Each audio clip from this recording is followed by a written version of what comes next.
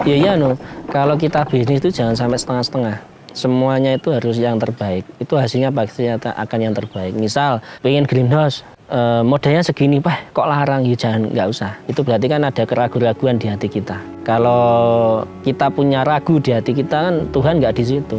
Kalau kita mantap, kita yakin apapun itu, bahkan kalau yakin meskipun besok itu gimana kita nggak tahu, karena kita yakin pasti akan ditolong meskipun bagaimanapun. Ya, seperti aku tadi 2 kali panen gagal di mentor yang 2 mentor itu. Kalau orang nggak punya mental yang yang mental yang survive pasti akan ngelepeh ibaratnya, wes nggak usah di melon lah, sulit gitulah. Tapi saya tetap yakin bahwa di melon ini bisa menguntungkan dan saya bisa bermanfaat di sini. Ternyata alhamdulillah dikasih jalan sama Allah bahwa ketemu orang-orang yang benar-benar ngasih ilmu ke saya.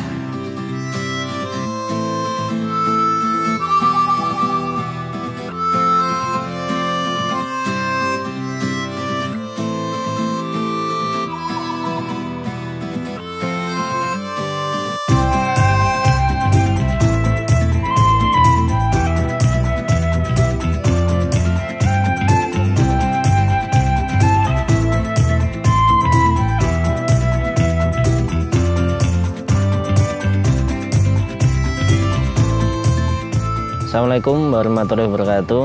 Nama saya Ananda Bagus Pradana. Domisili saya di Desa Puleh, Kecamatan Randat, Kabupaten Kediri. Usaha sekarang di bidang agribisnis yaitu komoditas melon hidroponik, melon premium, juga merambah mungkin sebentar lagi ke sayur hidroponik atau sayur premium juga. Melon premium adalah melon yang ditanam di dalam greenhouse serta rasa kemanisan juga di atas 13 brick atau kemanisannya itu beda dengan melon yang ditanam di lahan. Kalau diatur sih bisa, tapi memang jenisnya tertentu. Misal melon yang ada di lahan itu mungkin brick maksimal sekitaran 10 atau 9. Nah, untuk bobot sendiri kalau di lahan kita tidak bisa kontrol. Misal bisa 2 kilo ke atas, bisa 3 kilo. Kalau di melon premium itu lebih ke personal size. Misal yang honey globe itu bobot sekitaran 1,2 sampai 1,6 kilo itu maksimal karena harganya juga beda. Nah, kalau melon yang di greenhouse atau melon premium itu manisnya di atas 13 brick, teksturnya juga bermacam-macam, mulai dari yang juicy atau empuk, mulai yang crunchy atau yang crispy, dan berbagai macam warna, berbagai macam jenis, banyak. Kalau jual sementara kita keluar kota sama ke swalayan atau supermarket karena beda, marketnya itu memang beda. Kalau melon yang di hamparan itu marketnya ke pasar grosir, ke pasar biasa. Kalau kita memang ke supermarket dan keluar kota, kembali ke Palembang, ke Surabaya, bahkan akhir-akhir ini kita ke Kalimantan. Beda, kalau melon yang di hamparan atau melon yang di luar greenhouse bukan yang premium, per kilo bisa sampai 10.000 dari ke konsumen ya, ke end user itu 10.000. Misal keluar dari petani itu sekitaran per kilonya itu 5.000. Saya dulu kan juga pernah tanam melon yang di luar greenhouse. Itu banyak sekali terjadi masalah, mulai dari pengendalian hama, pengendalian penyakit, musim juga, dan harganya itu kita tidak bisa menentukan. Misal gini, di musim kemarau kita tanam melon di hamparan, melonnya sudah bagus, tapi ternyata banyak petani juga yang panen otomatis, stoknya itu banyak, harganya turun. Bahkan kita pernah dulu per kilo itu diambil dari harga 3.000 cuman. Itu maksimal kalau harga bagus sekitaran hanya 6.000 lah. Kalau beda melon premium seperti ini, memang modal greenhouse di awal itu banyak, tapi per panen atau per kilo kita bisa dari petani loh, kita keluar dari kebun itu melon 25.000 per kilo. Jauh banget ya Pak? Iya, memang jauh, harganya rasanya juga jauh. Nah, terus kalau melon yang di dalam greenhouse itu kita tidak mengenal musim, dan setelah kita panen kita bisa tanam lagi. Langsung bisa, kalau tahun 2022 kemarin satu greenhouse itu bisa panen 6 kali dalam 1 tahun. 2 bulan panen, kan usianya cuma 55 hari. Kita pakai varietas honey globe sama sweetnet itu 55 hari sudah panen. Nah, setelah hari ke-55 itu media sudah siap. Di saat ini yang sini panen, besok kita bersihkan langsung tanam lagi. Wah, banyak banget mas belanjaannya. Iya nih Pak, buat isi toko saya kan di rumah jualan produk segar. Tapi ya kayak gini, agak repot. Apa mas belum tahu bahwa sekarang siapa saja bisa jadi reseller produk segar Mitra Bukalapak? Dengan fitur belanja bareng, Mas tetap bisa jualan produk segar seperti telur, daging ayam, sayuran, minyak dengan cara yang lebih gampang. Nggak ribet kayak gini mas. Kayak istri saya mas, tinggal open PO, barang dikirim sampai rumah. Lumayan jadi penghasilan. Menarik tuh Pak. Iya. Gimana caranya? Gampang mas. Untuk mulai berbelanja, pilih fitur belanja bareng. Masukkan item produk ke keranjang. Pilih metode pembayaran. Jika transaksi berhasil, pesanan akan segera diantar. Wah, infonya lengkap banget Pak. Saya terima kasih banyak ya. Siap mas. Belanja produk segar dengan mudah dan pasti untung. Belanja bareng Mitra Bukalapak aja. Kalau dari keluarga, backgroundnya itu dagang, tapi memang suka sih di dunia agro atau hortikultura itu memang suka. Jadi memang pertama itu dagang, tapi sampingannya itu tani. Memang dari dulu seperti itu. Lah tani mulai dari tanaman hias, bahkan di tahun 2016 sampai tahun 2019 itu pembibitan buah. Ya buah-buah yang apa? Yang premium juga, misal apokat, terus durian, klengkeng itu, tapi bukan yang biasa. Yang introduksi dari impor semua, ya jualan bibit dan membuat. Greenhouse itu asalnya bukan untuk melon dulu. Greenhouse itu sudah lama punya, tapi untuk grafting, untuk stek, untuk sambung, untuk produksi bibit buah dulunya. Akhirnya terus karena COVID pandemi, bibit sama proyek pemerintah sama proyek sama penghijauan itu kita berhenti. Padahal kita sudah produksi, DP sudah dikembalikan, bisa disebut duit pemerintah itu masuk ke COVID semua. Akhirnya kita stuck, bibit sama sekali selama 6 bulan itu nggak ada pemasukan. Akhirnya putar otak gimana kita tetap produksi, sudah punya greenhouse. Awalnya dulu sih inginnya sayur, tapi saya cek di internet, cek di pasar kok ternyata sementara untuk saat ini melon yang komoditas yang pertama mudah, cepat, dan harganya bagus.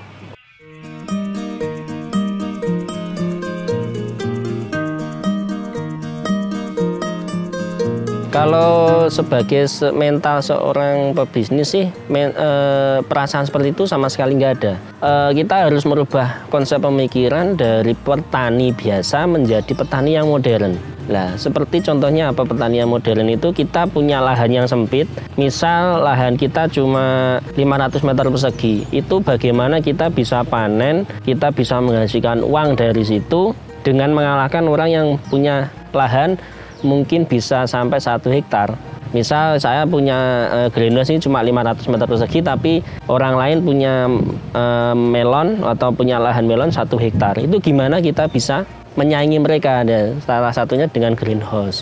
Nah, greenhouse pun juga seperti itu. Saya dulu milih greenhouse besi apa greenhouse bambu. Memang kalau greenhouse besi yang seperti ini memang lebih mahal, bahkan 3 atau 5 kali lebih mahal daripada greenhouse bambu. Tapi kita mikir tuh nilai investasinya. Kalau greenhouse besi yang seperti saya ini bisa dibongkar pasang dan nggak mungkin akan rusak kalau dimakan oleh waktu lah ya. Kalau greenhouse bambu bukan menjelekkan greenhouse bambu, tapi ada kelemahan di penyusutan.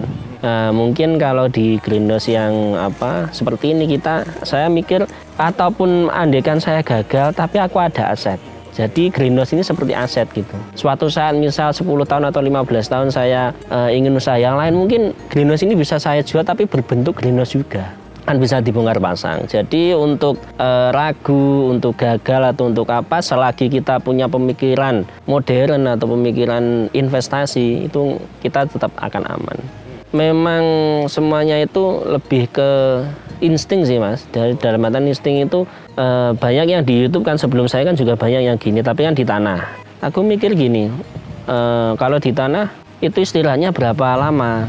Apakah bisa continue untuk tanam? Kalau greenhouse bambu itu bisa bertahan berapa lama? Itu kalkulasi aja sih sebenarnya. Insting seorang pebisnis itu harus punya kalkulasi yang tepat. Dan yang penting adalah agar kita aman. Misal kita modal sekian agar aman, tetap tidak ada penyusutan, yaitu gimana kita cara berpikirnya. Ya kalau modal awal sih ya kalau per greenhouse bisa sekitaran 350-an. Iya satu ini, tapi aku tidak berpikir itu ada modal tapi ada investment. Sekarang ada 5, di sini ada 3, di tanah yang satunya ada 2. Lebih dari 1 M lebih itu. Tapi kita juga berpikir bahwa kalau kita per panen bisa menghasilkan 25 juta, berarti per greenhouse itu per tahun bisa minimal 5 kali, itu sudah berapa gitu. Misal greenhouse yang sini 25 juta kali 5 per tahun, satu greenhouse itu menghasilkan 100 juta, itu bersih.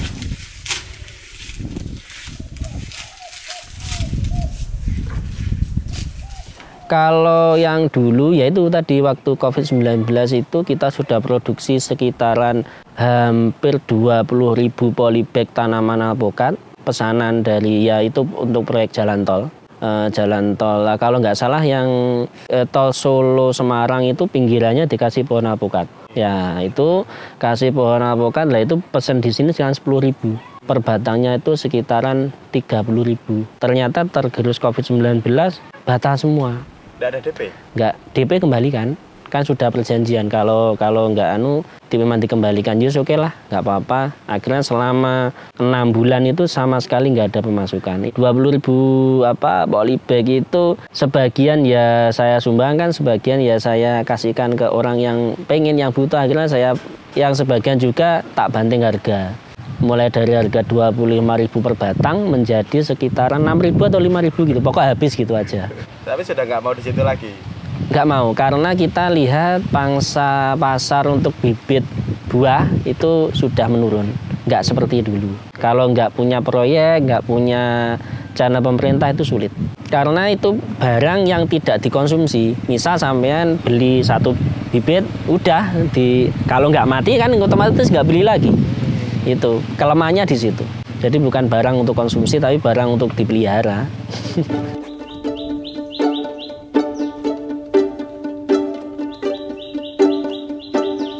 Pertama saya belajar sama teman Mas Gilang yang punya melon De Prada Blitar, itu saya belajar di situ, terus belajar ke Agropedia, terus belajar ke beberapa teman yang baik itu ya di Agropedia sama Mas Gilang, tapi beberapa teman lainnya ya ada rahasia-rahasia ataupun ada sesuatu yang nggak diungkapkan ke saya, itu ya normal aja sih, namanya juga ilmu. Pertama kali panen itu gagal, tapi yang kedua setelah bimbingannya Mas Gilang itu saya berhasil sampai sekarang. Tapi juga gitu, metode yang di sana kalau diterapkan di sini juga berbeda juga. Kita juga harus bisa rekondisi yang di sini. Misal saya belajar di Agropedia di Bogor, di Jogja itu di sana bagus, tapi diterapkan di sini belum tentu bisa. Selama 2 atau 3 kali panen itu saya belajar untuk menyesuaikan iklim yang di sini. Jadi misal kita belajar di Kediri diterapkan di Surabaya atau diterapkan di Pacitan gitu juga beda lagi. Tapi kita punya dasarnya seperti ini, kita sesuaikan di tempat yang tersebut. Kegagalan yang pertama itu saya anggap di greenhouse itu tanpa ada penyakit, jadi nggak semprot pestisida, nggak semprot fungisida, ternyata tetap pakai. Ada yang bilang di greenhouse itu aman, nggak usah nggak obat, bla bla bla bla, ternyata harus pakai. Memang harus pakai, tapi intensitasnya sangat kecil sekali. Berarti kalau di luar itu habis 10 botol, kalau di greenhouse mungkin 1 botol nggak ada. Yang pertama itu, yang kedua banyak buah yang pecah. Itu ya normal aja sih, tapi ya namanya proses sampai sekarang alhamdulillah ya aman-aman aja. Kalau dampak dari kegagalan sih, kalau rugi dalam artian biaya produksi. Kalau biaya produksi itu murah banget kalau di hidroponik, murah. Ini biaya produksi melon ya, bukan pembuatan. Biaya produksi melon hidroponik kalau per 1.000 batang itu cuma 7 juta. Beda kalau di luar itu sangat mahal. Kalau di greenhouse itu maksimal awal sampai akhir panen sekitaran cuma 7 juta. Per 1.000? Per 1.000. Jadi untuk kegagalan panen itu mungkin uangnya memang tidak banyak dan sedikit. Kegagalan materinya, tapi waktu itu yang kita tidak bisa ngulang. Yang pertama penyakit, gagal panen. Yang kedua ada dibohongi sama penjual. Pernah itu kita kirim kalau nggak salah ke Jambi 1 ton, nggak DP, nggak apa ya, namanya kita awal jual ya, kita ibaratnya babat lah, itu kita kirim ke Jambi sekitaran 1 ton apa 900 kilo gitu tanpa DP, nyampe ke sana ternyata breaknya kurang bagi mereka. Tapi di sini saya sudah break sekitar 15. Entah di sana kok breaknya jelek, ya saya suruh retur aja ke sini nggak apa-apa. Tapi sana nggak mau retur. Ternyata cuma minta pengurangan harga aja. Jadi itu cuma permainan seorang pedagang untuk memurahkan atau menekan harga. Nah, akhirnya saya suruh balik aja, ternyata sampai sekarang nggak ada. Malah hilang. Sudah laporan polisi juga, sudah kita buat laporan, ternyata ya nggak ada efeknya. Akhirnya kita buat MOU, kita buat aturan, misal ada komplain setelah barang datang itu 2 kali 24 jam kita retur atau kita DP dulu seperti itu. Ya sekitar hampir 30 juta. Kalau Dapusi Mentor banyak sih, saya tidak bisa menyebutkan di sini. Yaitu kesini ngasih arahan gini ya juga bayar juga kan. Mentor kesini kan kita juga bayar. Melonnya seperti ini, gini. Ternyata itu adalah trik supaya saya gagal ternyata. Apa keuntungan dia kalau sampai gagal? Mungkin kalau keuntungan dia, kalau saya pikir dalam hati saya merenung, ternyata dia mungkin nggak mau disaingi. Itu ada, tapi dari luar kota itu. Akhirnya ketemu sama Mas Gilang, dikasih tahu sama Mas Gilang seperti ini, terus ke Agropedia seperti ini.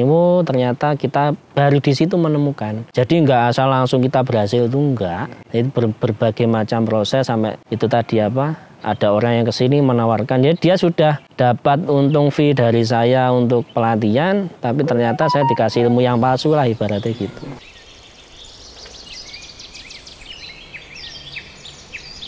Di sini yang Melon Greenhouse Kediri ini kuncinya adalah presisi dalam artian pemberian nutrisi itu harus pas, penghitungan air sama perhitungan nutrisi yang masuk atau yang dimakan oleh melon itu harus pas. Karena kalau perhitungannya itu nggak tajam dalam artian nutrisi saat pembesaran, saat pembuahan dan saat pengisian buah itu kita nggak presisi, ya itu bisa gagal juga. Yang pertama itu, yang kedua manajemen SDM pegawai, manajemen penyakit, manajemen maintenance kebersihan itu juga berpengaruh. Yang terutama adalah presisi itu. Ya kalau misal waktu setelah tanam pemberian nutrisi ppm itu kita tentukan, dan volume liter juga berapa liter juga kita tentukan gitu. Misal di usia 1 sampai usia 10 itu ppm sekitaran 500 ppm, dan pemberian volume air itu sekitaran 500 mili per hari. Nah, waktu pembesaran itu bisa sampai 1.700 ppm, pemberian nutrisi air itu sekitaran 2,5 liter. Jadi untuk drip yang netes ke ke media itu juga ada ukurannya. Itu presisinya di situ. Jadi nggak asal semprot, nggak asal siram, itu enggak. Di hidroponik pasti ada hitungannya. Mungkin bagi teman-teman hidroponik lainnya hitungan itu mungkin diabaikan, tapi kalau saya harus presisi, itu penting. Ya kita ada rumusnya. Misal gini, di usia 1 sampai usia 10 itu ppm air sama nutrisinya itu 500 ppm. ppm itu partikel per million. Jadi dosisnya rabuk itu 500 ppm. Dosisnya 500 ppm itu kita kasihkan ke melon ini berapa liter? Kan itu berbentuk air. Sehari itu cuma 500 mili. Alat yang buat ngukur bisa 500 mili, semuanya itu sama, yaitu tadi kuncinya adalah dripnya. Dulu sebelum ketemu Mas Gilang itu ya pakai drip yang nggak presisi. Misal yang dekat pompa air tuh debitnya juga banyak, yang ujung sini habis airnya. Nah, maka dari kalau sudah kita punya drip yang presisi itu ya ujung sini sama ujung sana juga sama. Bahkan satu greenhouse itu sama debit airnya. Namanya vertigasi tetes. Vertigasi tetes itu dari dua kata, fertilizer sama irigasi. Fertilizer itu pemupukan, irigasi itu pengairan. Jadi pengairan sama pemupukan itu jadi satu bareng. Kalau di konven kan pemupukan sendiri, pengairan sendiri, ini jadi satu. Jadi sekalian diairi, sekalian dikasih nutrisi. Sangat irit di tenaga. Kita di 5 greenhouse ini cuma 4 orang pegawai. Buka keran aja kan? Bukan buka keran, kita dari smartphone. Malah dari smartphone? Ya, dari smartphone, dari HP. Pompa air, colokan listriknya itu kita pakai timer WiFi. Jadi semuanya itu kita mau matikan, mau hidupkan, timernya itu berapa menit kita tinggal pakai handphone. Yang dulu sih saya juga pernah pakai sensor. Jadi sensor kelembapan, misal di kelembapan di tanah itu 40%, itu sensor nyala sendiri. Nah, kalau sensor kelembapannya itu sudah 9%, sensornya mati sendiri. Tapi di situ saya kurang yakin. Maintenance-nya sensor itu sangat rumit. Kalau di saat hujan, otomatis dia nyala sendiri. Itu nggak bisa, nggak presisi. Tapi kalau pakai ini, itu terserah kita sesuai dengan insting kita sebagai petani. Kalau pakai handphone. Kalau kita mau sebenarnya sangat maju. Bahkan gini, Jepang itu negaranya seberapa? Tapi dia ada pengekspor buah, pengekspor sayur terbesar sedunia. Karena apa? Produksinya dia semuanya itu pakai greenhouse semua. Nah, sedangkan di Indonesia yang pakai greenhouse sedikit. Andekan, misal nih ya, di Kabupaten Kediri ini difasilitasi setiap petani dikasih 1 greenhouse saja. Mungkin sangat berefek untuk produksi. Produksinya bisa kontinu, misal kayak saya ini setiap hari, setiap bulan, bahkan saya punya 5 greenhouse itu setiap 15 hari itu kita panen melon terus gitu. Jadi produksi kita bisa kontrol, produksi tidak tergantung sama musim. Kalau melon di hamparan itu musiman, musim hujan nggak berani. Kalau kita musim hujan tetap tanam.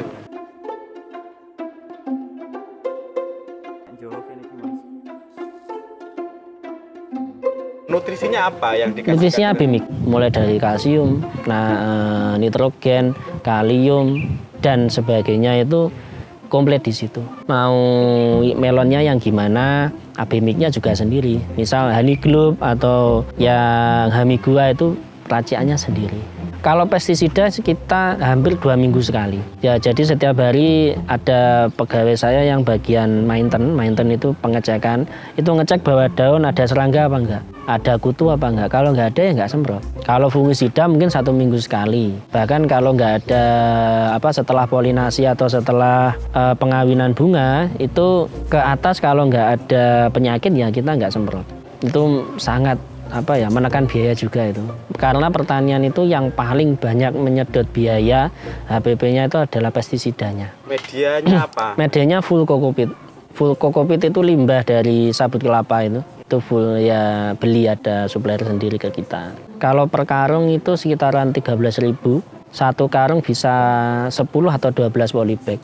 Jadi per greenhouse itu habisnya itu sekitaran untuk media aja sekitaran 1.200.000-an. Satu kali panen ya. Sebenarnya murah-murah banget. Jadi HPP-nya itu cuma 7 sampai 8 juta. Panennya kalau baik, kalau kita standar aja ya, dalam standar itu dianggap aja per melon itu 1,2 kilo, per greenhouse itu 1,2 ton kali 25.000. Ya sekitaran 30 jutaan. Dikurangi HPP tadi. 8 juta. Iya. Itu sudah sekan SDM ya? Iya, sudah. Katakanlah 10 nih lah Mas ya. Ini saya oleh 20 juta loh Mas. Iya, gitu. Dengan perawatannya mudah. Memang untuk investasinya greenhouse itu mahal, tapi untuk operasionalnya setiap hari itu mudah. Asalkan kita tertib jadwal aja, presisi di situ. Kalau yang tahun kemarin bisa beli tanah gitu aja. Dalam setahun? Iya, dalam setahun. 100 seru berapa itu? Iya, 100 seru. 100 serunan gitu. 100 seru itu sekitar 1.400 meter persegi. 1.400 meter persegi, ya lumayan. Iya. Sebenarnya saya itu ingin sih masyarakat desa sini itu saya ajak itu seperti saya, tapi dalam prosesnya itu mereka yang nggak mau. Prosesnya yang gimana? Yang pertama dari mereka yang terbiasa kerja berat, dan terbiasa lep, terbiasa semprot berat, terus ke sini kok enteng man gitu, itu juga ada yang seperti itu. Kepenaan itu juga nggak mau. Aku juga gimana ya namanya juga orang juga beda. Kepenaan tandang gaya itu juga nggak mau. Geleme sing ngoyo sing berat itu dia malah suka. Terus ada juga yang tidak sabar untuk proses greenhouse, mahal bla bla bla bla itu. Untuk prosesnya belajar itu juga ada yang nggak mau juga ada. Dan waktu belajar itu yang gimana ya kayak saya tadi, ada gagal panen, ada gagal apa, mereka nggak mau. Padahal kalau di konvensional itu gagal sudah biasa, tapi dalam greenhouse dia gagal nggak mau, itu juga nggak tahu saya.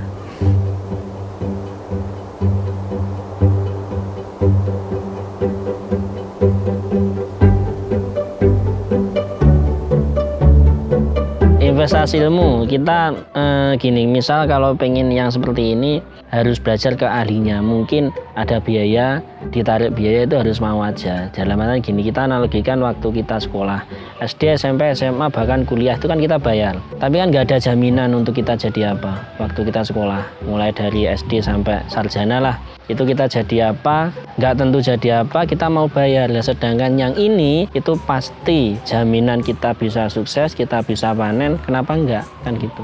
Saya juga bayar itu ke berbagai macam orang. Jadi aku gini, datang ke ahli tersebut ya, ibaratnya orang yang bisa, kita ya langsung aja bilang harga gitu. Meskipun Mas Gilang nggak bilang harga, saya langsung, Mas berapa gitu.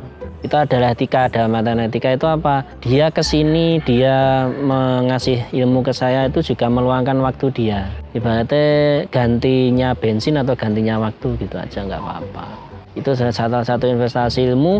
Kalau kita punya ilmu tersebut, mungkin di suatu saat nanti orang akan bayar kita, ataupun kita bisa bermanfaat bagi orang lain. Itu adalah cita-cita saya di situ. Waduh, nggak bisa.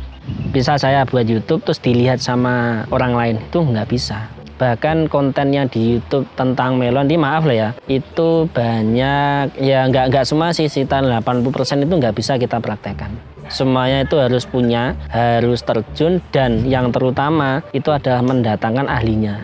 Itu harus. Harus ya Mas? Harus. Banyak sekali detail-detail kecil yang kita nggak tahu dan kita tidak bisa belajar di YouTube. Kalau mau sukses loh ya, bahkan saya pun loh mendatangkan ahlinya itu harus rekondisi juga, nggak langsung bisa. Apalagi cuma lihat di YouTube, oh dripnya 2 liter, oh dripnya 8 liter, oh selangnya gini, ya nggak bisa. Setiap orang atau setiap petani itu punya standar greenhouse sendiri, tapi saya itu punya standar langsung impor dari Korea. Misal kita bikin greenhouse ke Bapak A gitu ya, yang ahli pembuatan greenhouse, itu standarnya dia, bukan standarnya kita. Saya bingung dulu waktu buat greenhouse itu standarnya gimana, ukurannya itu yang gimana, lengkungnya itu gimana. Akhirnya alhamdulillah ada teman relasi yang kerja di Korea itu bisa mendatangkan greenhouse yang seperti ini, dari standar Korea ini. Standarnya itu adalah lengkungnya itu 7 meter, lebar 14 bisa 7, tapi lengkungnya itu 7 meter, harus melengkung. Karena melengkung itu cahaya bisa ngumpul di dalam. Tingginya sekitaran 3 meter. Tingginya kurang dari 3 meter, itu nanti bisa terlalu panas di dalam. Kalau lebih dari itu, nanti kalau hujan, airnya bisa masuk. Terkena angin itu bisa masuk. Yang buat orang sini, teknisinya dari sana. Ya itu harus totalitas, semuanya itu harus totalitas. Kalau sifat saya sama keluarga itu ditanamkan sama bapak, kalau bisnis jangan setengah-setengah gitu aja. Dengan kita full diterjun di situ, pasti ada kelebihan daripada orang-orang lain yang sama dengan kita. Misal saya dengan Mas Aldi itu masih totalan saya, otomatis nilai lebih di saya, nggak mungkin di Mas Aldi gitu. Misalnya gitu.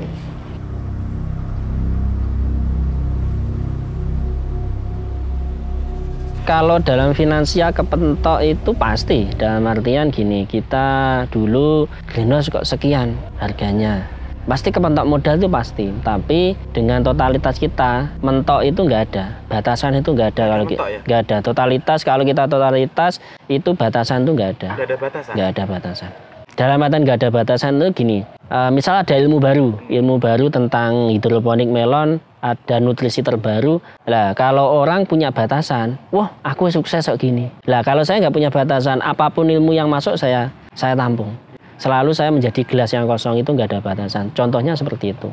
Misal ada lagi teknik budidaya melon baru, misal tidak di kokopit. Misal kalau yang sementara kan ada di kokopit di air, di tanah. Misal suatu saat nanti ada penumpuan pakai kertas gitu, yo aku tetap harus bisa pelajari itu nggak ada batasan. Kalau kita totalitas nggak ada batasan. Misal saya di melon sudah oke, saya merambah ke lain, ibaratnya melebarkan sayap lah. Karena saya setelah di melon itu saya kenal banyak teman dari komunitas hidroponik, dari komunitas sayuran itu, ternyata sayur juga ada yang premium, sama-sama selada seladanya, selada yang premium sama selada yang konven itu juga beda rasanya. Seperti sayuran kale sama-sama tanam di tanah sama hidroponik itu juga beda. Dan saya juga tertarik di dunia sayur. Karena apa? Media bekasnya kokopit saya ini, saya buat nanti di sayur. Bisa. Saya sudah percobaan itu bisa. Jadi kayak nggak buang gitu ya? Ya, jadi nggak buang. Dulu memang saya buang, saya kasihkan ke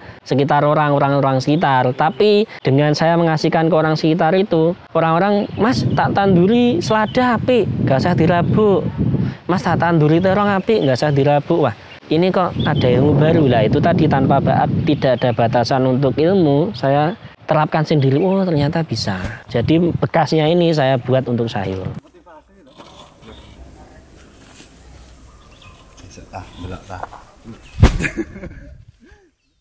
Kalau pemasaran sih ya online, buat Instagram, kita buat Facebook, bahkan mau buat YouTube, tapi dengan berjalannya waktu tersebut semuanya tuh datang secara offline akhirnya. Datang sini bilang, Mas, bulan ini saya pesen, malah online malah nggak pakai. Dari mulut ke mulut, mungkin dari teman ke teman, akhirnya ke sini sendiri. Karena mungkin sama sudah terbranding Mas ya? Ya mungkin di situ, Sudah berapa lama di Melon ini? Sejak 2021, berarti berapa tahun? 2 tahun. Baru sebenarnya saya pemain baru, tapi saya punya nilai tambah karena totalitas dan tanpa batas itu. Nah, sedangkan teman-teman yang lain itu punya batas budget sekian, punya batasan, aku mau naik hidroponik, aku nggak mau naik hidroponik, larang gitu. Padahal semakin kita totalitas, semakin kita tanpa batas untuk menyerap sebuah ilmu, itu di situ kita punya nilai tambah.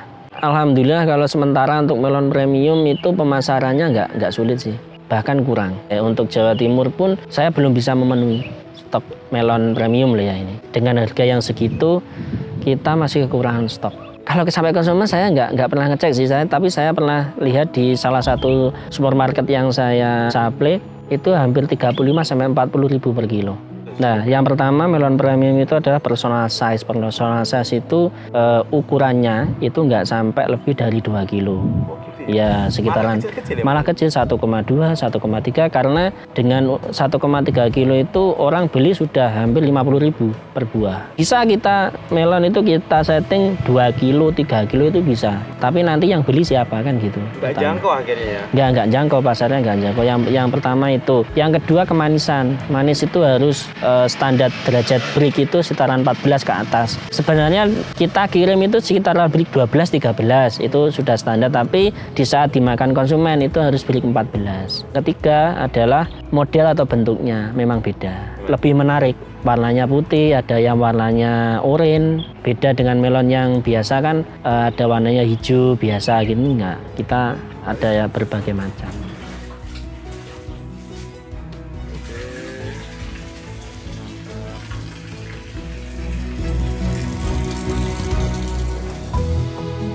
Ya kata-kata terakhir untuk generasi muda, terutama generasi milenial, jangan malulah untuk bertani. Karena bertani di era modern itu menjanjikan dan bukan pekerjaan yang kotor atau bukan pekerjaan yang sulit sebenarnya. Lebih bisa dikatakan itu adalah satu pekerjaan, yang kedua adalah investasi. Ya, pesan saya yang kedua adalah setiap memulai bisnis apapun itu bisnis, kita harus totalitas. Pertama totalitas, yang kedua tanpa batas. Dalam arti tanpa batas itu kita tidak menampik kemungkinan, tidak menahan ataupun tidak menutup diri untuk teknologi atau kemajuan atau hal yang baru yang datang ke kita.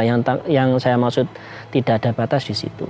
Saya Ananda Bagus Pradana, owner dari Melon Greenhouse Kediri. Assalamualaikum warahmatullahi wabarakatuh. Waalaikumsalam warahmatullahi wabarakatuh. Keren. Katanya sugih nih Pak ya.